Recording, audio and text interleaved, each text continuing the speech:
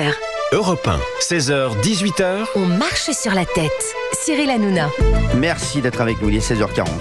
01 80 20 39 21, vous nous appelez sur Europe 1. Je vais prendre beaucoup d'auditeurs qui veulent réagir à tout ce qu'on dit. Après le meurtre de Philippine, la responsabilité des juges peut-elle être mise en cause? Il y a eu un communiqué du syndicat de la magistrature qui est assez salé quand même, et qui vise également le ministre de l'Intérieur. Oui, il vise Retailleau. Le syndicat de la magistrature dit, plutôt que de penser lutte contre les violences sexistes et sexuelles et prévention de la récidive, le débat public bascule dans la vendetta et la surenchère xénophobe. Donc parler d'une OQTF et dire qu'une personne sous obligation de quitter le territoire qui a violé n'a rien à faire en France, pour le syndicat de la magistrature, c'est de la xénophobie. À ce degré d'idéologie, bon écoutez, vous ne pouvez plus rien faire. Le débat n'est même plus possible. Qu'ils aillent dire ça aussi aux parents de Philippine. Qu'ils aillent dire ça à Claire qui était encore sur les plateaux de télévision ce matin pour dire qu'il faut que les OQTF soient appliqués. Claire, elle a été violée par un Centrafricain. C'est tellement déconnecté de la réalité de ce que peuvent vivre certaines familles en France, c'est totalement insupportable. Serge Federbusch, juste vous, qu'est-ce que vous dites de ce communiqué? Qu'est-ce que vous dites de leur responsabilité sur cette affaire? Je l'avais lu, en fait, ce communiqué, ça m'a pas surpris. Ils sont tristement prévisibles. Quand vous le lisez, vous voyez qu'il y a toujours les mêmes types d'excuses. C'est-à-dire, ils évoquent les problèmes psychologiques. Alors, je vais rappeler que je vous rappelle que vous êtes ancien fonctionnaire et magistrat. Voilà.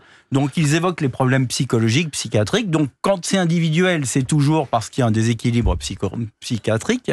Et puis, quand c'est collectif, quand ça devient politique, alors là, c'est pas une question de justice, c'est pas une question de sévérité des peines, c'est le contexte, le suivi des mineurs, le fait qu'il n'y ait pas suffisamment d'argent qui soit donné aux politiques de prévention, etc. C'est quand même extrêmement curieux que des magistrats n'aient pas finalement confiance, ne croient pas à l'exemplarité de la peine. Vous voyez, c'est comme si vous pensiez que la radio n'a aucune influence sur les gens. C'est quand même un problème de construction, professionnelle. Là, il y a un souci. Donc, on en est là, mais ils sont absolument prévisibles. Moi, je connais le journaliste qui était un peu à l'origine du mur des cons, Clément Rénal, qui avait vu ça quand il avait été à un moment interviewé des gens du syndicat de la magistrature. Ils sont dans une espèce de bulle, ils ont l'impression de détenir la vérité, que le monde extérieur, c'est effectivement des petits fachos qui sont mus par des instincts primaires, qu'ils sont au-dessus de ça, qu'ils ont finalement plus d'humanité, plus d'intelligence. Ce sont, en un mot commençant, des prétentieux. Et donc, voilà, de gens prétentieux, c'est un des trucs les plus difficiles à combattre, la prétention en politique. Alors, vous êtes magistrat, vous, et vous dites ça? Oui, mais j'ai été élu aussi à un moment dans Paris, dans le 10e arrondissement. On voit de temps en temps des gens qui déconnent dans tous les domaines, que ce soit des journalistes, des magistrats, des hommes d'affaires qui se plantent, et se planter c'est pas trop grave, mais qui persistent dans l'erreur et qui aboutissent à des faillites parce que justement ils persistent dans l'erreur. Ce qui est gênant dans cette position du syndicat de la magistrature, c'est que justement on a l'impression qu'ils n'apprennent rien. Ils comprennent rien, ils n'apprennent rien. Ne rien comprendre, c'est un peu embêtant. Ne rien apprendre, c'est beaucoup plus grave. Donc, à un moment ou un autre, il faudrait qu'ils fassent leurs examens de conscience. Gilles Verdez, tiens. Je suis pas du tout d'accord. Mais on s'en doutait aussi, vous êtes assez prévisible aussi. Mais si vous voulez, mais il comprend, mais... Que le syndicat de la magistrature défende les juges, c'est normal. Que le syndicat de la magistrature s'insurge parce qu'une force politique, un ministre parle de l'inexécution des peines. Je vous rappelle que la Constitution garantit l'indépendance de l'autorité judiciaire. Donc, il faut arrêter ça. Non, je suis pas du tout d'accord. Non, mais attendez, c'est pas parce qu'il y a eu... C'est d'ailleurs ce qu'a répondu le ministre de la Justice. Voilà, il y a eu un fiasco. Je suis pas du tout d'accord, Gilles Verdez. Gilles Verdez, aujourd'hui, et c'est là qui est grave, c'est grave. Il comprend pas qu'il y a urgence, Gilles Verdez. On a l'impression qu'il ne comprend pas, qu'il ne voit pas l'urgence. C'est surtout, si je puis me permettre, qu'on ne peut, c'est pas protéger quelqu'un, c'est pas protéger les juges que de les inciter à continuer à faire des erreurs. Ou aller, c'est comme si vous me disiez, je vais protéger mon enfant en ne le réprimandant jamais quand il fait des conneries. C'est une mauvaise éducation. C'est le même principe. Gilles, mais les juges défendent leur indépendance et leur liberté qui est menacée. Et mais bien ça, sûr vous les prenez pour des anges, ils défendent aussi des intérêts corporatifs. Laissez-moi finir ma phrase. C'est un drame absolu. C'est un drame absolu auquel on vient, hélas, d'assister, qui bouleverse la France. Mais néanmoins, à l'aune de ce drame, remettre... Alors je vais vous dire, Moi, néanmoins, là, dans ce cas-là, je l'accepte pas, excusez-moi. Néanmoins, il n'y a pas de néanmoins, Gilles Verdez. Il n'y a pas de néanmoins, il n'y a rien du tout. On est un état de droit, mais Cyril. Arrêtez, Gilles Verdez, voilà, arrêtez de dire ça. Il y a un fiasco administratif. Qui a dit qu'on n'était pas un état de droit? Non, mais Gilles C'est un Verdez. fiasco administratif et judiciaire. Gilles Verdez, c'est un fiasco administratif, judiciaire. Oui. Et surtout, moi, vous savez, moi, je pense comme les Français qui nous appellent. Je suis un Français moyen, je le dis. Voilà, je le dis. Moi, la première chose que je me suis dit quand j'ai vu ça, je me suis dit, qu'est-ce qu'il faut en France, ce gars-là? C'est tout. Voilà, je pense que tous les Français, 80% ont pensé comme moi. Moi, je suis un Français moyen, je le dis toujours. Moi, c'est ça. Ça y est, je suis bête. Mais donc, ça veut dire qu'en amont, il y a un problème. C'est avant même que la commission du fait. Moi, je suis peut-être bête, mais c'est ce que je me dis. Voilà. Mais vous avez raison. Je vais pas plus loin. Excusez-moi. Mais alors voilà, moi, je suis. Alors, je sais pas. Alors, moi, je pense que les Français sont plus intelligents que moi. Et peut-être vous le prouvez ici, parce que vous êtes pas dans le même, Mais en tout cas, moi, les potes à qui je parle et les auditeurs à qui je parle, je suis sûr que quand je vais avoir des auditeurs, ils vont penser comme moi. Il a rien à foutre ici. Donc Gilles Verdez, vos néanmoins, vos oui peut-être, tout ça, on n'est plus là-dedans. Là, mais pourquoi il est là, Cyril? Pourquoi il est là? Il a pas à être là. Mais il est là, et de drame en drame, ils sont là. C'est-à-dire qu'ils sont inexpulsables. Il faut les ramener chez eux. Il faut les ramener chez eux. Gilles Verdez, moi je peux pas entendre ça, Gilles Verdez. Vous êtes la France de l'échec, et je pense que les Français aujourd'hui, ils n'ont plus envie de cette France-là. Mais en plus, c'est faux, il est inexpulsable. Vous êtes là. Il est expulsable. Bien sûr qu'il est expulsable. On avait le laissé passer consulaire. Il dit n'importe quoi. C'est une question de 3 jours. Mais même, il n'y a pas que lui. Moi, je pense aux autres aussi.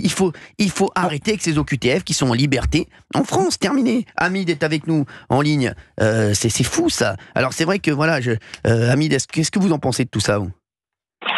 C'est un ancien policier, Hamid, en plus. Oui, alors ce que je pense de tout ça, alors déjà, moi, il y a une chose.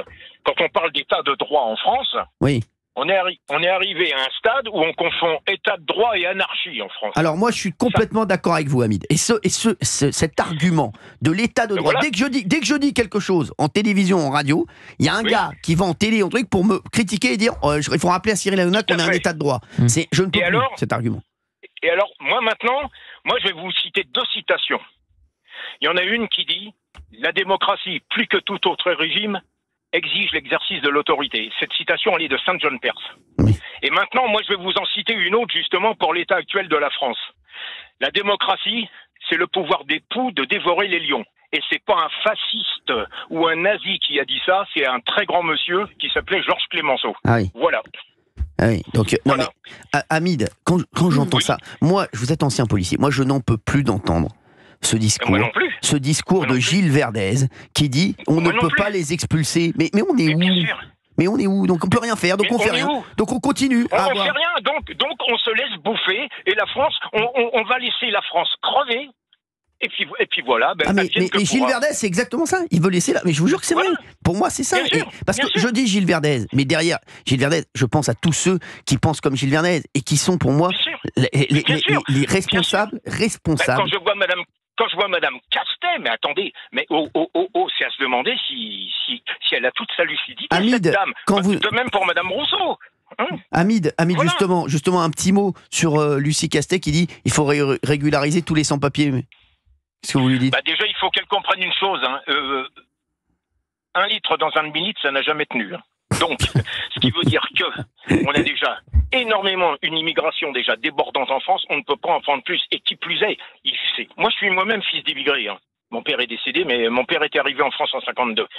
Et ce qui se passe, c'est que c'est vrai qu'à une époque, on a eu besoin de main-d'œuvre immigrée et tout. Mais à l'heure actuelle, quand on voit les décentralisations qui ont tué l'emploi en France et qui fait qu'en France, presque tous les emplois sont partis ailleurs, écoutez, on ne peut plus avoir une immigration qui vienne justement pour prendre certains emplois. Et puis bon, il est vrai aussi qu'il y a des emplois que les Français ne veulent pas le faire. C'est ça. Ça, je vous l'accorde aussi. Ça aussi, c'est inadmissible. On en a parlé hier dans l'émission. C'est inadmissible. Voilà. Mais enfin, justement, il y avait aussi une politique justement de moins d'assistanat, de recréer des emplois avec moins d'assistanat, surtout en France, parce que l'assistanat, ça nous coûte une blinde. Et justement, dire, maintenant, messieurs, dames, il y a du boulot, vous y allez, vous voulez pas aller terminer, on coupe tout, on coupe les aides. Peut-être aussi que là, ça serait une politique à étudier, mais bien sûr, pour cela, il faudrait recentraliser beaucoup d'emplois en France, donner des facilités aux gens aussi. Gilles Verdez, attendez Hamid 2 petites secondes, parce que j'aimerais m'arrêter 2 petites secondes sur l'assistanat. Vous êtes d'accord avec Hamid sur l'assistanat? Pas du tout, mais attention. Et voilà. Mais vous voulez que je vous dise, c'est le nerf de la guerre en France, je vous le dis. Bien sûr. Bien sûr, mais Gilles Verdez n'est pas d'accord. Voilà. Moi, c'est des aides sociales. social. Écoutez, moi je vais vous dire une chose. J'ai une amie. Si elle m'écoute, d'ailleurs elle aura 60 ans demain, j'y souhaite. Comment elle s'appelle? Comment elle s'appelle? Je peux que son prénom, je vous donne son prénom, c'est Valérie, mais je vous donnerai pas son nom. Bah, je sais, c'est Benaï. Elle travaille dans une maison médicale du 93. Oui. Elle me dit, j'en peux plus. Elle me dit, on soigne que des gens qui arrivent d'ailleurs, qui ne parlent pas français, des femmes qui sont enceintes et tout, qui sont logées gratuitement à nos frais dans tous les hôtels du 93. Et moi, je connais très bien le 93 parce que je suis de Bondy. Bah moi, je suis des Lilas, Hamid. Bon, bah, vous voyez, je suis de Bondy et j'ai mes parents qui y sont enterrés. Alors, je connais très bien cette ville. Mais elle me dit, moi, j'en peux plus. Elle me dit, je n'en peux plus. Alors, justement, Hamid, j'aimerais m'arrêter 2 petites secondes là-dessus. L'assistanat, on n'en peut plus. Aider les gens, on aimerait le faire encore plus. Mais le problème qu'on a, c'est qu'aujourd'hui, il y a des Français qui travaillent 10 heures par jour, qui, eux, n'ont pas d'argent pour se loger, ils n'ont pas d'argent pour nourrir leurs enfants.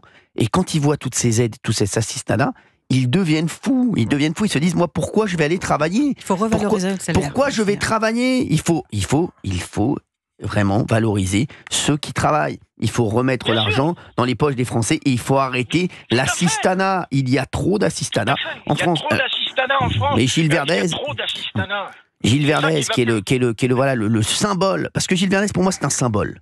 Voilà, c'est pour ça que je l'adore dans la vie. Mais c'est un symbole. C'est le symbole de tout ce qu'il faut arrêter aujourd'hui en France. C'est le symbole de tout ce que les Français ne veulent pas. C'est le symbole de la France d'avant. C'est le symbole de la France qui s'est plantée. C'est le symbole de la France qui meurt. Voilà, je le dis. M. Verdez le sait, on est à 3 000 milliards de dettes, la France. Oui. 3 000 milliards, vous vous rendez compte? Mais attendez, on va faire comment pour rembourser ça? Même vos arrière-petits-enfants continueront... même arrière, hein. Ou même peut-être. Tel qu'on est barré là, moi je sais pas comment on va faire. En plus, avec plein d'industries qui sont parties ailleurs, attendez, comment on va faire rentrer de l'argent dans le royaume si on ne recrée pas énormément d'emplois en France? Et justement, voilà, avec tout ce qui est parti ailleurs et tout, comment vous voulez qu'on s'en sorte, la France? Comment vous voulez qu'on s'en sorte? Moi j'ai 68 ans, j'en verrai pour la fin, parce que j'ai peut-être encore 20 ans à vivre, ou même 40, 50, Hamid. Non, quand même, je pense pas. Mais c'est vrai, mais quand on voit les déficits, c'est même plus abyssal, hein. Maintenant, c'est... Ouais, c'est Abidal, c'est Jean-Luc Abidal.